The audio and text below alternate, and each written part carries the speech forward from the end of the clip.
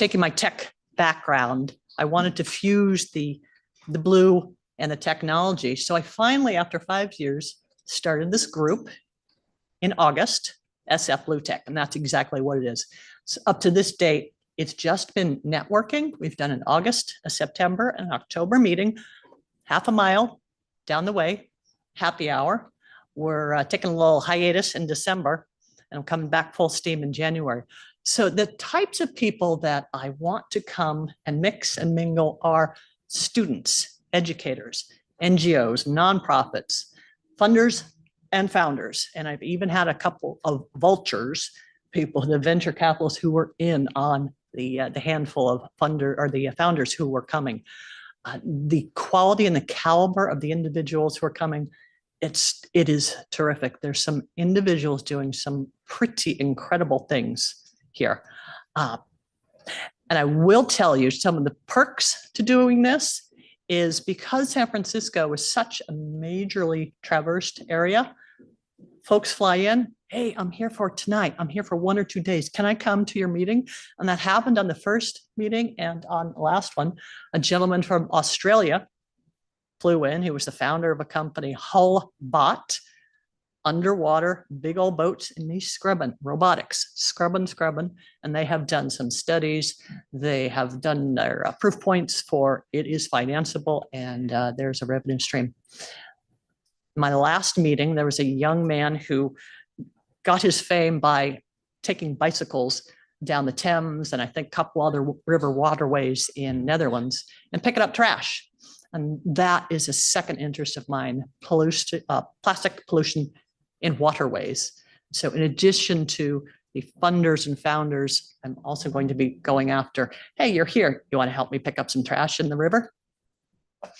The meetings will resume again in January. sfbluetech.com is the group. If you're so inclined, it's generally a first or second Wednesday, 5 to 7:30-ish. There will be some speakers and presentations, so a bit more formal. Sneak peek, there's something coming up in February in Marin. Thank you.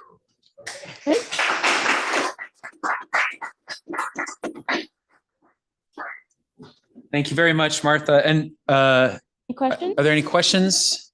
Oh, Martha, there's a question here. One moment, Manu, can you catch? Yeah. Nice.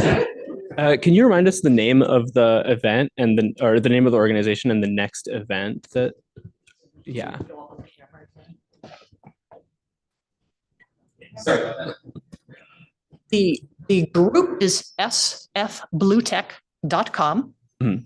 The next meeting will be in January. Traditionally, we've been doing Wednesday nights, happy hour, 5 to 7:30, probably the second Wednesday.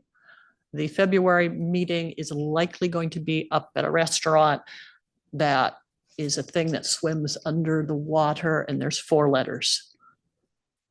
I want fish restaurant. Okay, so fish restaurant, the second Wednesday in January. Special. Okay, thank you. Does she have a hand? There's somebody adjacent with a hand up. And then, sorry, can I ask you? So it's a like a working group. Can you explain a little bit more about what? Oh, sure. The group does? Sure. My first objective was to see, is there really an interest for having such a group? And yes, the first couple of meetings we had networking, and that was the objective. Are people going to come? Is there interest? Are there enough companies to support this? So check. We'll do a purely networking for 2.5 to 3 hours in the January meeting. And then I'm going to start pulling in speakers within the realm, maybe 1 or 2 speakers. We will be doing hackathons, thinkathons, solvathons, and just by my nature, and I did not bring the orange ping pong ball, but I'm the bouncer around. I want to try and connect the individuals.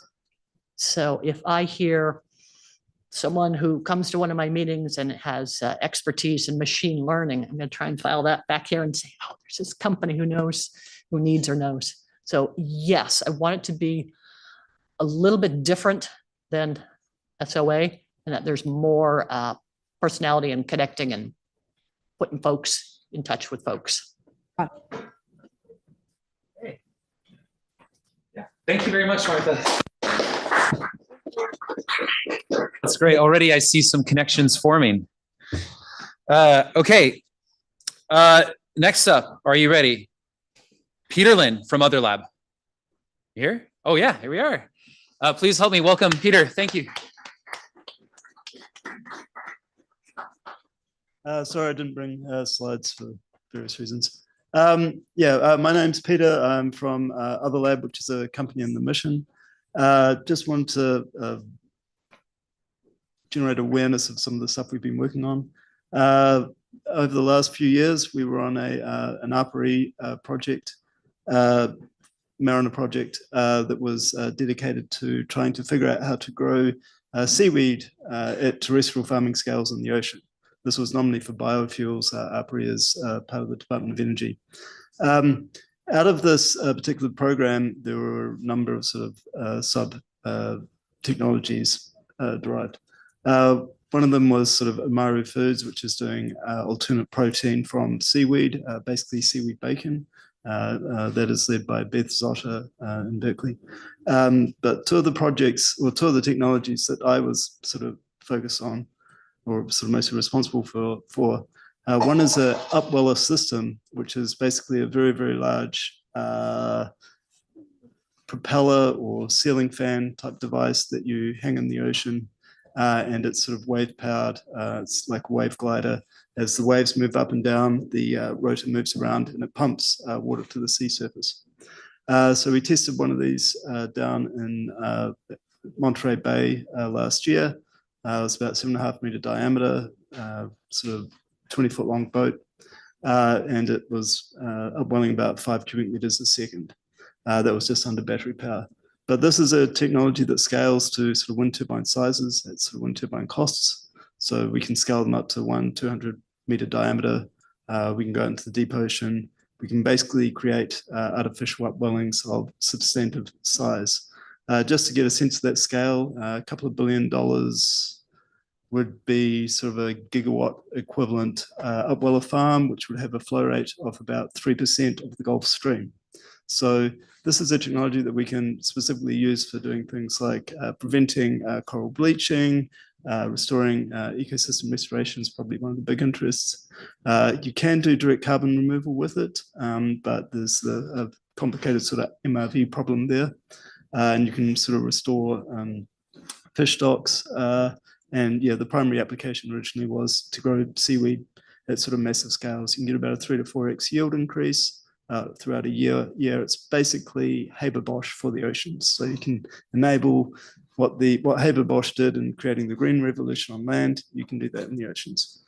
The other technology that came out of this particular project is something I'll call it an anchor bot. It's basically an underwater drone that has 4 thrusters on long arms. And you put a large screw anchor in the bottom of it. And it then sort of, you can take it to any given location. It's underwater sort of GPS acoustical positioning. And you can then screw that anchor into the seabed. We've been pulling out anchors at about 5 ton of load. The anchors themselves weigh about 25 pound. Those are purely tensile ones, but we've been making sort of swing mooring, more helical pile type anchors, if you want to get technical. They will take like 1,000 kilograms or about a 1 ton load. You can use those for mooring navigation buoys, obviously instrumentation, general mooring. And that is a technology that we can basically automate that entire process of putting in anchors, and the anchors that go in have a very, very low impact on the seabed. You have sort of known capacities from them. And yeah, they just have a whole lot of benefits all around. So we basically have a way now of doing low cost anchoring at scale for all sorts of applications. The primary applications we've been looking at are, well, it was originally invented for doing aquaculture or seaweed farming, but other ones are floating solar, and we can scale it to doing offshore wind, and obviously general mooring and the science market. The upweller device, it is one that is one of the things we can do with it is we kind of want to integrate a degree of instrumentation into it. I mean, we already have a platform there that we're collecting basic data from. We can integrate more data collection into that, and that's obviously one of our interests within this context. Anyway, just wanted to say that this is stuff that is happening.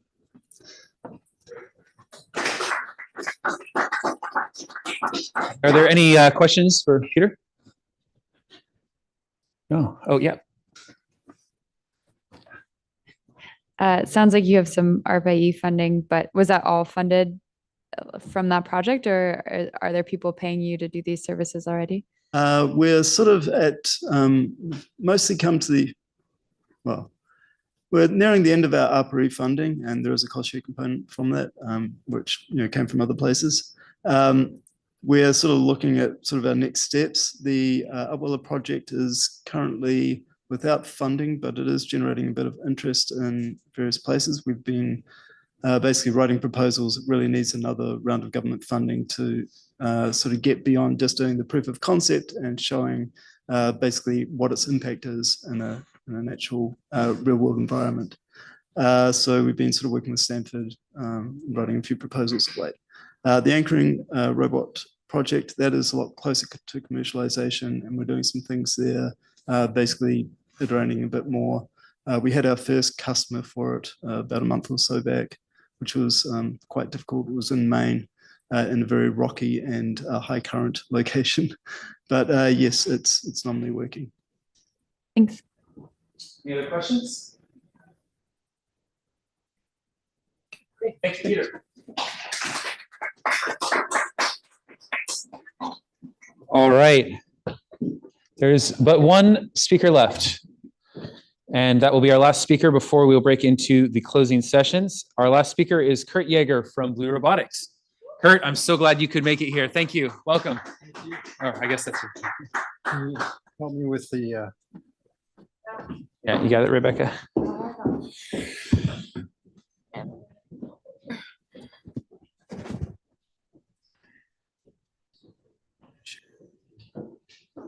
Sent it to Justin. present?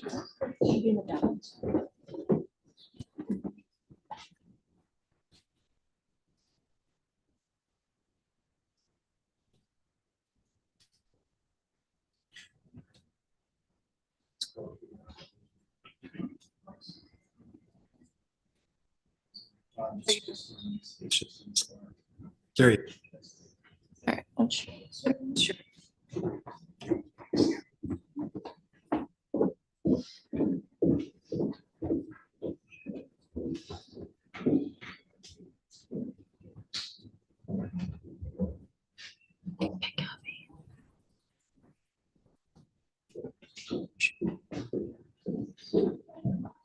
Sorry.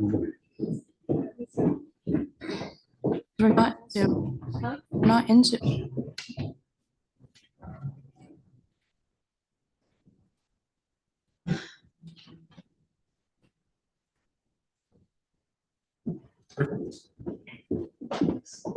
All right, thank you.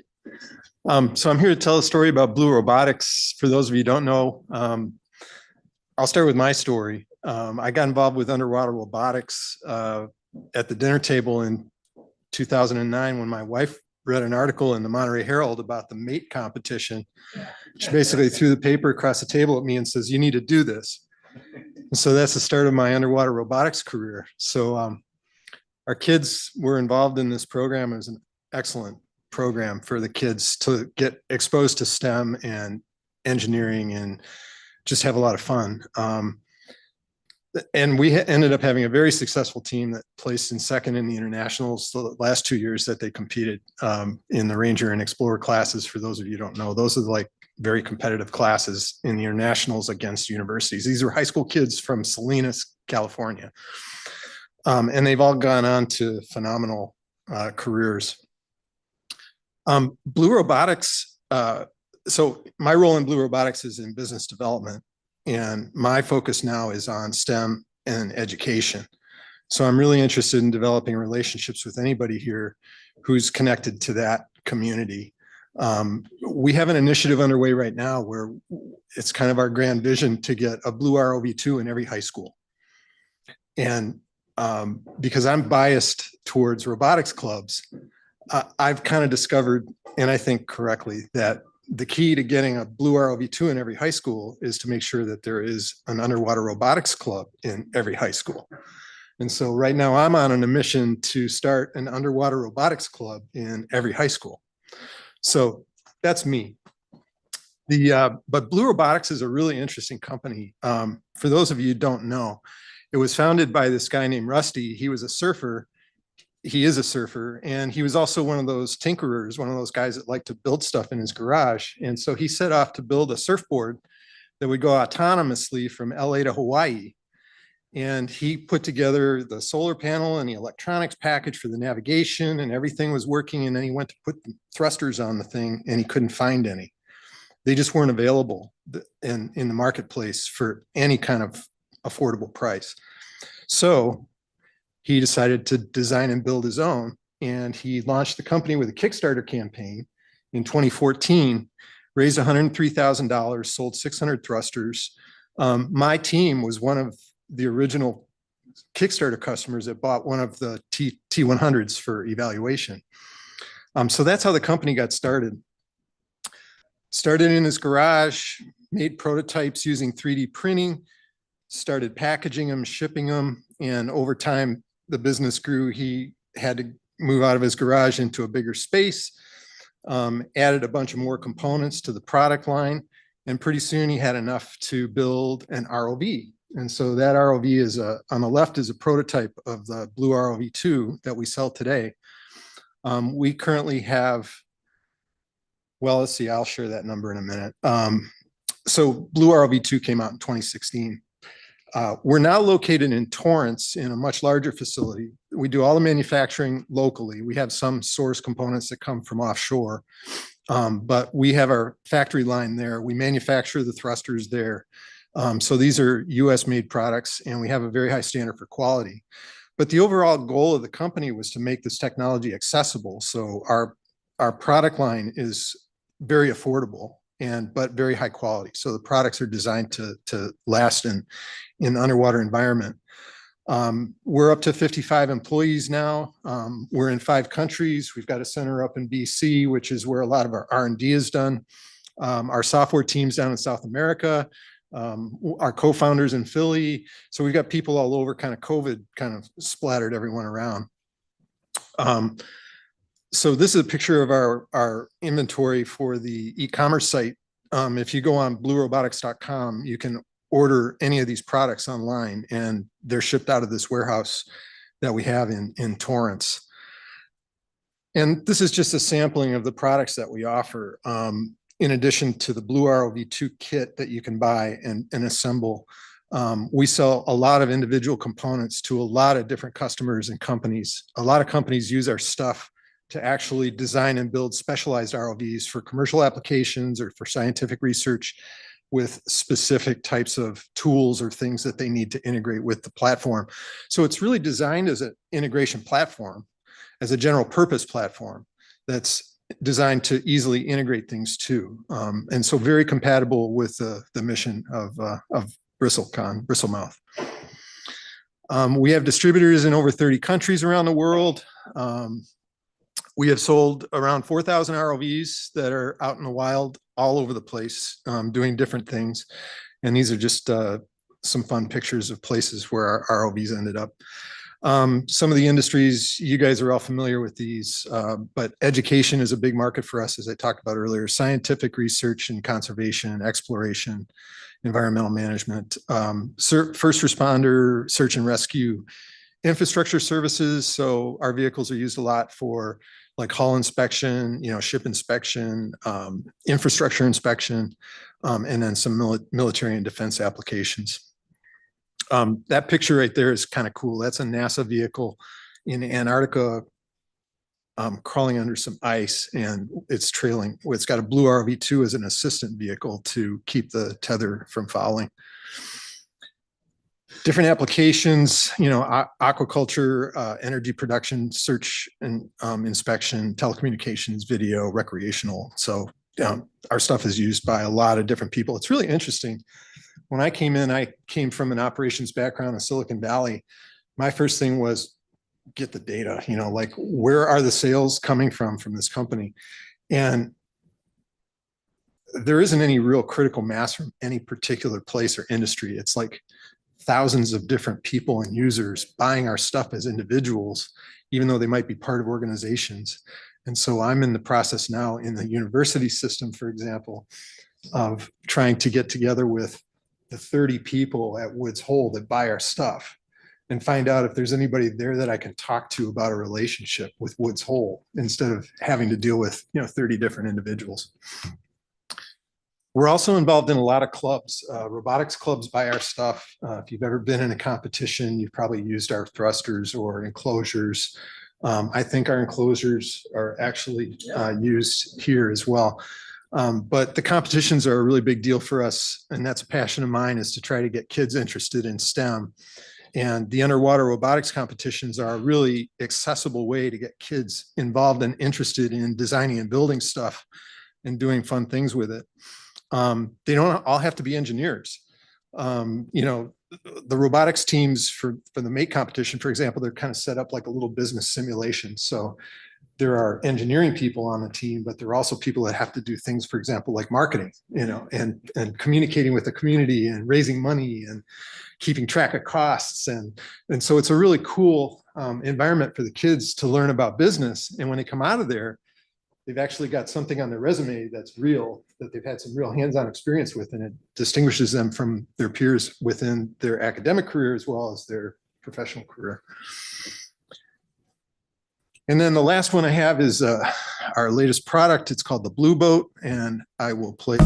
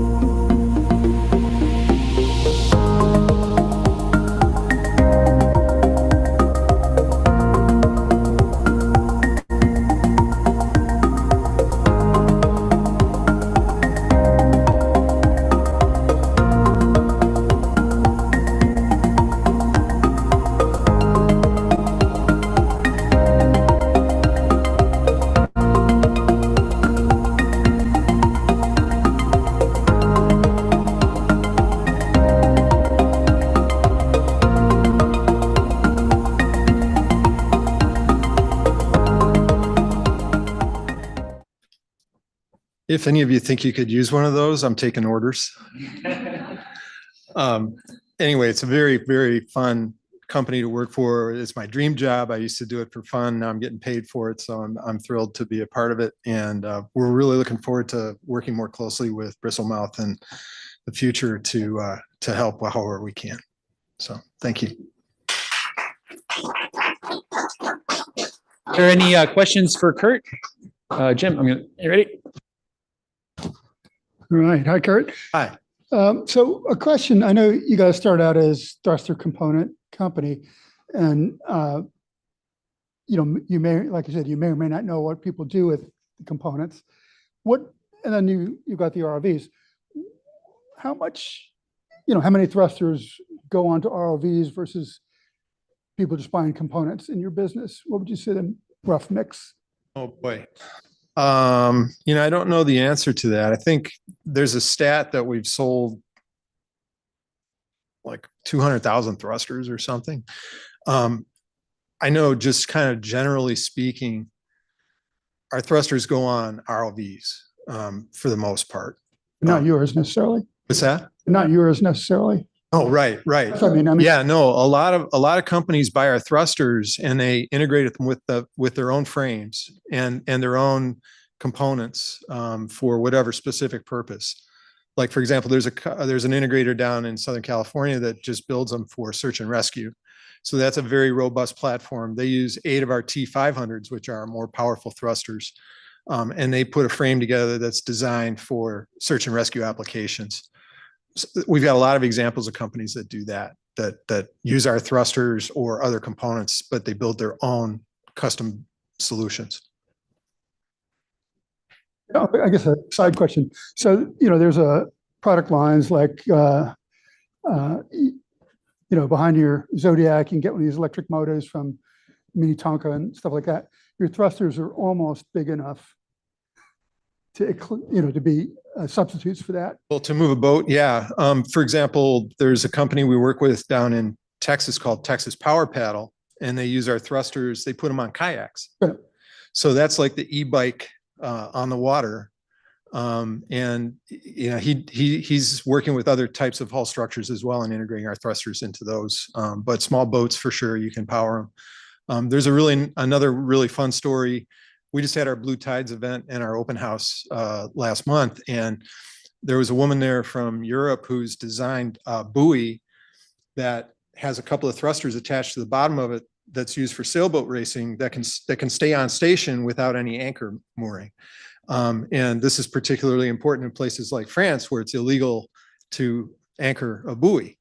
And I won't say any more, but the Olympics are happening in France next year. So yeah, well, we saw a bunch of them in action here with that, Grand Prix. Similar types of things. Yeah, they're a little larger. That's just another fun example of how our thrusters are used in an application you would have never imagined. Any other questions?